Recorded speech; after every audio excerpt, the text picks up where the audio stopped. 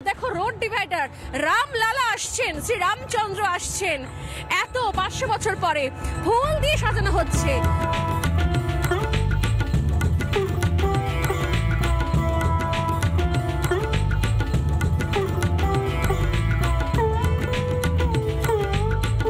घर घर अवधपुर नगरिया, राम मंदिर बना, राम मंदिर बना, राम मंदिर बना, রামপথ পার্ক যে অঞ্চল, তার জায়গায় দুধারে মঞ্চ বানানো হয়েছে। আমি দেখাবো তোমাকে কি অসাধারণ অবধি নাচ হচ্ছে। নাচের তালে তালে কোথাও এত এই রাস্তা ভেসে যাচ্ছে। এখন থেকে প্রিপারেশন চলছে, কারণ শেষ মুহূর্তে কাউন্টডাউন শুরু।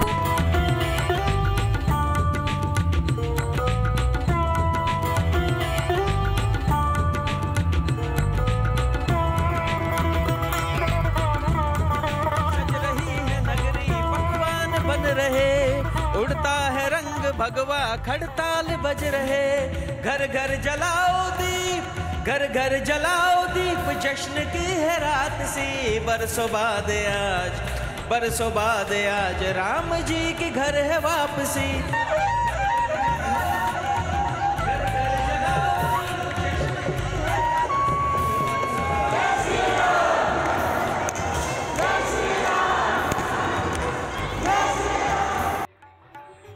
নমস্কার, আপনাদের স্বাগত রিপাবলিক বাংলায়। এই অযোধ্যা নগরীতে আমি স্বর্ণালী শুরু করছি। এই অযোধ্যা নগরী থেকে আজকের সোজাসুজি স্বর্ণালী। বিগত কয়েকদিন ধরে একটানা দিন রাত এক করে কভারেজ চালিয়ে যাচ্ছি আমরা রিপাবলিক বাংলা এক্সক্লুসিভলি, এমন এক বাংলা চ্যানেল যে এতদিন ধরে রামনগরের এক্সক্লুসিভ কভারেজ চালাচ্ছে, এবং সে কভারেজ করতে করতে, রিপোর্টিং করতে করতে প্রত্যেক মুহূর্তে আমরা সাক্ষী থাকছি অদ্ভুত রকম এক ছবির। আমরা বলি, গতকালও বলেছিলাম যে বিবিধের মাঝে মিলন মহান। সেই মিলনের যে ছবি, মিলন ক্ষেত্রের যে ছবি, সেটা সারা দিন ধরে দেখতে পাওয়া যাচ্ছে। সময় যত এগোচ্ছে, দূর দূরান্ত থেকে আসছেন।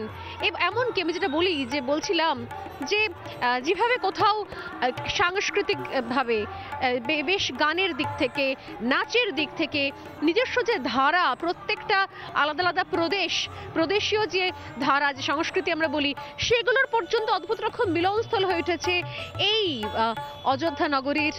যে চক রয়েছে, যে মার্ক রয়েছে, ধর্মপথ, রামপথ, সব মিলেমিশে একাকার হয়ে গেছে গোটা ভারতের আবেগের সঙ্গে, গোটা ভারতের সংস্কৃতির সঙ্গে।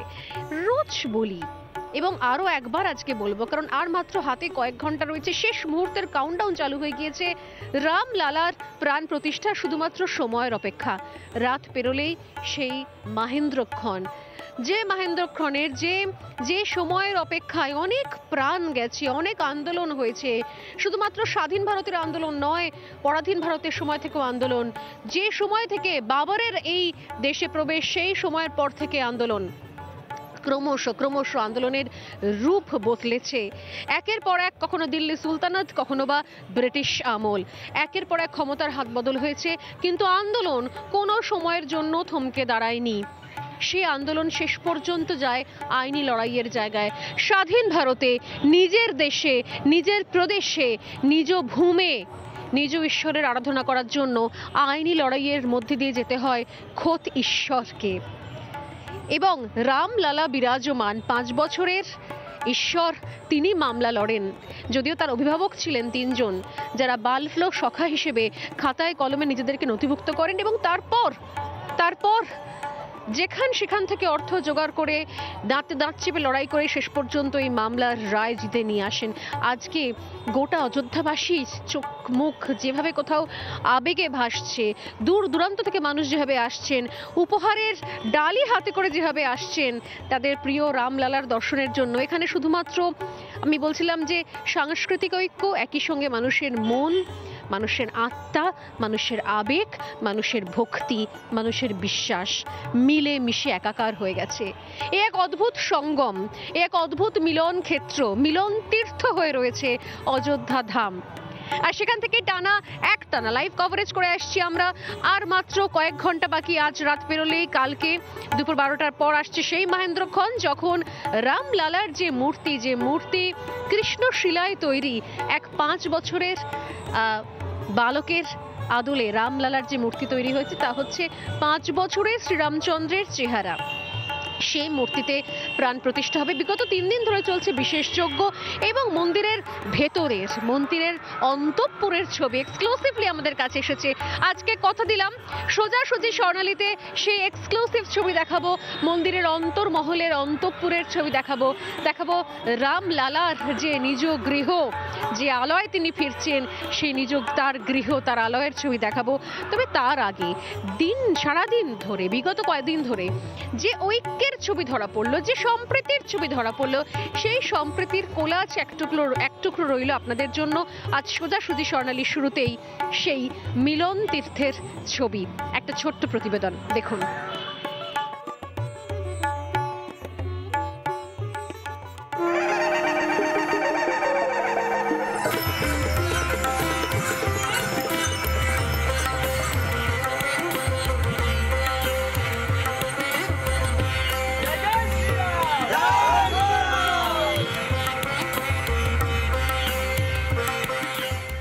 অযোধ্যা যেন এক টুকরো ভারত, নানা ভাষা নানা পরিধান মিলে মিশে এক হয়েছে, সেই রঙের নাম রাম। सबके थे, राम सबके खूनों में है, राम सबके नसों में है, राम सबके प्राण है, राम सबके ज्योति है, राममयी था, राममयी होने जा रहा है।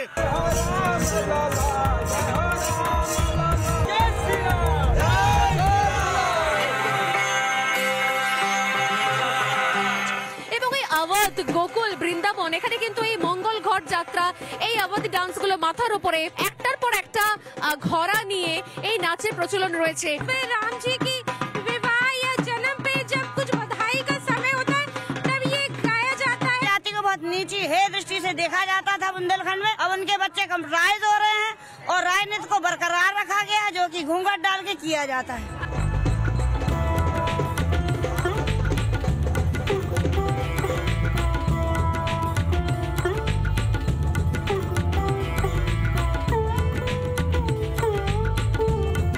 শুধু নৃত্যের তালেই নয়, বীণার সুরে অযোধ্যায় ভক্তি আর সংস্কৃতির মেলবন্ধন ঘটছে।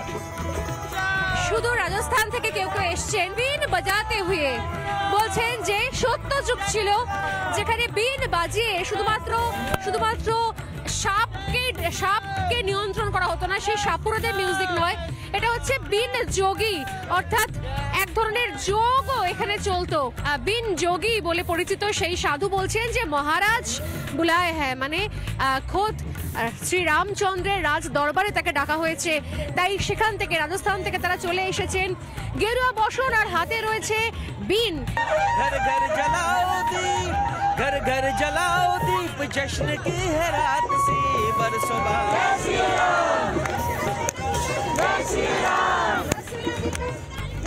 ভারতের রাম, রামের ভারত, এই যোগ সনাতন। उस समय भी जब संघर्ष था, और अब तो बहुत ही प्रभु आ रहे हैं तो उसका स्वागत सारे विश्व में हो रहा है, तो ये जन आंदोलन बन गया था। विरही राम के साथ, बनवासी राम के साथ, राजा राम के साथ, पिता के भक्त राम के साथ, जानकी के प्राण वल्लभ राम के साथ, शबरी के अधीर प्रतीक्षा के साथ, अहल्या के उद्धार के साथ, क्योंकि वो त्यक्ताओं के हैं, वो धोबियों के हैं, जो धृष्टता करते हैं उनके भी हैं, वो शबरियों की प्रतीक्षा पूरी करते हैं। सर्वभंग, सुतीक्षण, केवट, सब तो इसलिए वो सब के हैं, वो दीनों के हैं, वो उपेक्षितों के हैं, और इसलिए राम सबके प्यारे हैं। রাম রাজ্য অযোধ্যা, অযোধ্যা যে সেতু নির্মাণ হয়েছে সেই সেতুও এক সুতোয় বেঁধেছে পাঞ্জাব, সিন্ধু, গুজরাট, মারাঠাকে। এটাই আমার দেশ।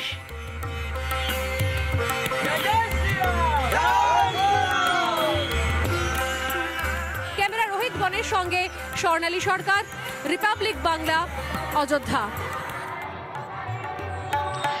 এটাই আমার দেশ, এটাই আমাদের সংস্কৃতি আমরা তো বলি, কিন্তু এই সংস্কৃতির মধ্যে যেভাবে পরতে পরতে বিশ্বাস লুকিয়ে আছে, আসলে সেই সনাতনী ভারত থেকে শুরু করে প্রত্যেক মুহূর্তে ভারতের এই বৈচিত্র্যের মধ্যে ঐক্যতার আসল জায়গাতে কোথাও রয়েছে আবেগ, যে আবেগটা এই মুহূর্তে ছত্রে ছত্রে ধরা পড়ছে এই অযোধ্যা নগরীতে।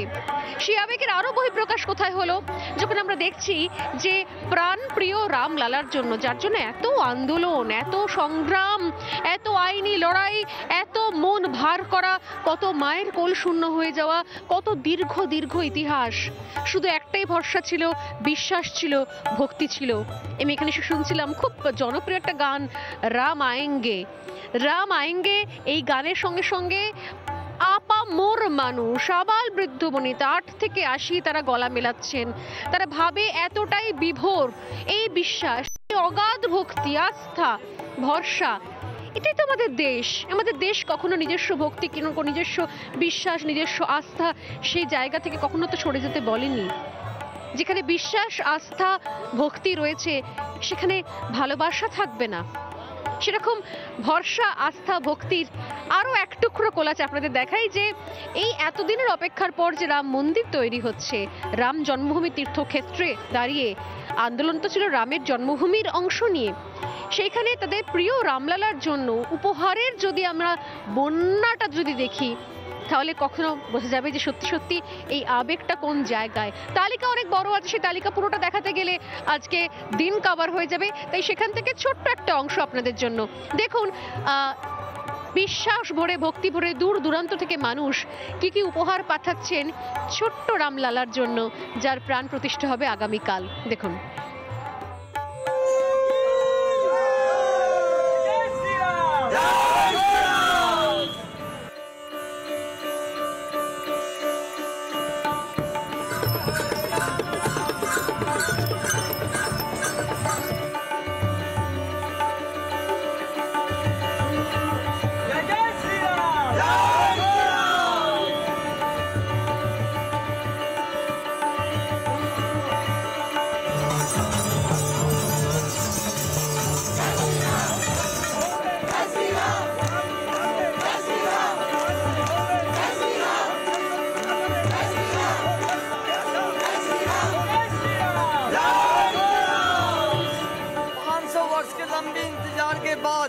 प्रभु श्री राम का भव्य राम मंदिर बन रहा है। रामलला प्राण प्रतिष्ठा होगी, जिसके हम साक्षी बनेंगे। लाखों राम भक्तों ने शहादत दी और राम जी का मंदिर बन रहा है। ये पल हमारे लिए बड़ा गौरव का पल है, बड़े सौभाग्य का पल होगा। हमें इससे बड़ी कोई खुशी नहीं हो सकती। हमारे पास देने को कुछ नहीं है।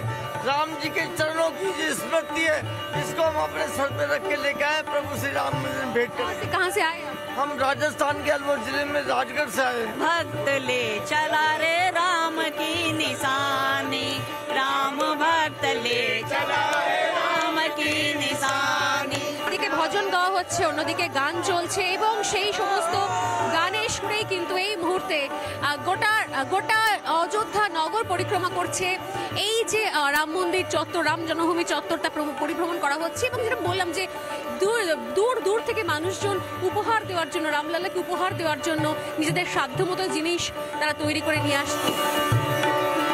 যে ছবিটা দেখতে পাচ্ছেন এই মুহূর্তে, প্রত্যেক মুহূর্তে যেরকম বললাম যে নতুন নতুন উপহার, আর এই উপহার এসছে এই মুহূর্তে সীতাপুর থেকে সরাসরি লাড্ডু এসেছে। এবং শুধুমাত্র সীতাপুর থেকেই নয়, এই যে সুন্দর রথে করে ফুল দিয়ে সাজিয়ে যে লাড্ডু এই মুহূর্তে ঢোকানো হলো, এটা শুধুমাত্র রামলালার জন্য নিয়ে আসা হয়েছে।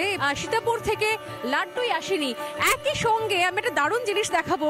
মথুরা থেকে স্বয়ং গোপাল এসেছেন সীতাপুরে, এবং তারপর সেই গোপাল লাড্ডু নিয়ে আসছেন অযোধ্যা। এই মুহূর্তে কোলে বসে রয়েছে মথুরা থেকে নিয়ে আসা গোপাল নিজে এসেছেন, তিনি সীতাপুর থেকে, এবং মথুরা থেকে আসার পর লাড্ডু নিয়ে গোপাল নিজে এসেছে অযোধ্যায়। এই সুন্দর করে সাজিয়ে, রথ সাজিয়ে, এইভাবেই কোথাও অযোধ্যায় একটু একটু করে উপহার ঢুকছে, কারণ সময় এগিয়ে এসছে। এইভাবেই কোথাও উপহার সম্পূর্ণ হলো। এই মুহূর্তে উৎসবের আবহ, এবং যেটা বললাম যে রামের নামে গোটা দেশ, বিভিন্ন প্রান্ত এক হচ্ছে, আর তার সঙ্গে উপহারে ভেসে যাচ্ছেন শ্রীরামলালা। ক্যামেরায় রোহিত গণের সঙ্গে স্বর্ণালী সরকার, রিপাবলিক বাংলা, অযোধ্যা।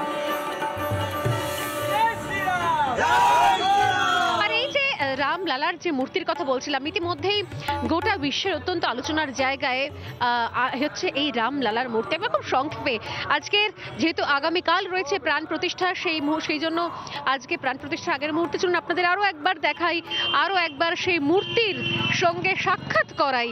রামলালার 5 বছরের যে মূর্তি কৃষ্ণ শিলায় তৈরি হয়েছে, সেই মূর্তির সঙ্গে আপনাদের একটু দেখা করাই প্রাণ প্রতিষ্ঠার আগের মুহূর্তে। দেখুন এই মূর্তি, যে মূর্তি দেখার জন্য দূর দূরান্ত থেকে দর্শনার্থীরা এসছেন। তারা জানেন যে অনেক রেস্ট্রিকশন রয়েছে প্রাণ প্রতিষ্ঠার আগের দিন, কিন্তু তারা অপেক্ষা করছেন, তারা ধৈর্য ধরে রয়েছেন যে প্রাণ প্রতিষ্ঠা হওয়ার পর রামলালার দর্শন করবেন, তারপরই নিজ বাড়িতে, গৃহে, নিজের রাজ্যে ফিরে যাবেন তারা। আমি একবার দেখাবো, আপনারা যেটা দেখছেন এটা কৃষ্ণ শিলায় তৈরি, যাকে কোষ্ঠী পাথর বলি আমরা, সেই কৃষ্ণ শিলায় তৈরি এই রামলালার মূর্তির শিল্পে দ্রাবিড়িয়ান ছোঁয়া রয়েছে, অর্থাৎ দ্রাবিড় শিল্পের ছোঁয়া সেখানে রয়েছে। এবং গোটা মূর্তিটা কিন্তু একটাই পাথরে, কোনো রকমের জোড়া নয়, কোনো রকমের ভাঙা নয়, একটা গোটা শিলা, অর্থাৎ একটা গোটা পাথর, সেটা কেটে এই রামলালার মূর্তি তৈরি করা হয়েছে। এবং এই মূর্তির ওজন 200 কেজি। মূর্তির দৈর্ঘ্য রয়েছে 4 ফুটের একটু বেশি, 4.24, এবং মূর্তির চওড়া হচ্ছে 3 ফুট। যদি গোটা মূর্তিটা দেখতে পান আপনারা, খুব সুন্দর কৃষ্ণশিলায় তৈরি 5 বছরের রামলালার মূর্তি। হাতে রয়েছে ধনুক, অন্য হাতে বরাভয় প্রদান করছেন, আর তার চারধারে যে পাথরের যে বেড়িটা রয়েছে, অর্থাৎ যেটা চারপাশ ঘিরে রয়েছে, তার একদম ওপরে রয়েছে, যেটা সিংহাসনের মতো রয়েছে, সিংহাসনের ওপর একদম রয়েছে সূর্যের ছবি। আমরা জানি রঘুবংশ, রঘুকুল যাদব, শ্রীরামচন্দ্র রঘুবংশের যেহেতু রঘুকুলব জাত, সেই জন্য মাথার উপর একদম রয়েছে সূর্যের ছবি। এছাড়াও ডান পায়ের কাছে রয়েছে হনুমান এবং গরুর, আর ডান হাতে অভয় মুদ্রা রয়েছে। পদ্মের ওপর অধিষ্ঠান রয়েছে শ্রীরামচন্দ্রের। এবং মূর্তির কাঠামোয়, অর্থাৎ যেটা সিংহাসন রয়েছে, যদি খুব মন দিয়ে দেখেন, সেই সিংহাসনে বিষ্ণুর 10 অবতার রয়েছে।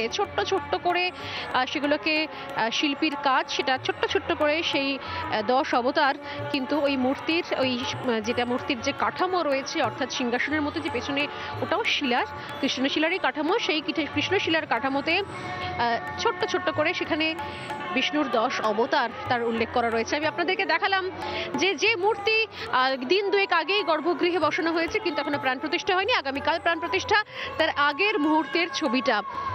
কিন্তু এই যে ছবি আমি দেখাচ্ছি, যে কথা বলছি, যে সম্প্রীতির ছবি দেখাচ্ছি, সেটা নিয়ে কি সত্যি এখানে এসে দাঁড়িয়ে অন্তত মনে হচ্ছে এক টুকরো ভারতে রয়েছি। এখানে কোনো রকম প্রশ্ন কি ওঠে, কোনো বিতর্ক কি ওঠে? তবু যদিও তোলা হয়েছে, একটা শ্রেণী এই প্রাণ প্রতিষ্ঠার অনুষ্ঠান বয়কট পর্যন্ত করেছেন।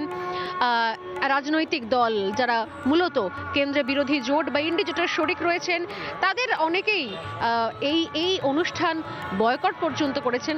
আমি এই দিকে, যদিও রাজনীতির আলোচনা আজকে যেহেতু একদম শেষ মুহূর্তের কাউন্টডাউন শুরু হয়ে গেছে, সেখানে ঢুকতে চাইছি না, কিন্তু তবু প্রশ্ন তো থাকে, সেগুলি নিয়ে কথা বলবো। তার সঙ্গে আরো একবার ফিরে দেখাবো যে রক্তক্ষয়ী দীর্ঘ আন্দোলন, সে আন্দোলনের ফসল আজকে, সেই আন্দোলনের একটা ইতিহাসও আমি ফিরে দেখাবো। তবে তার আগে যারা স্টুডিওতে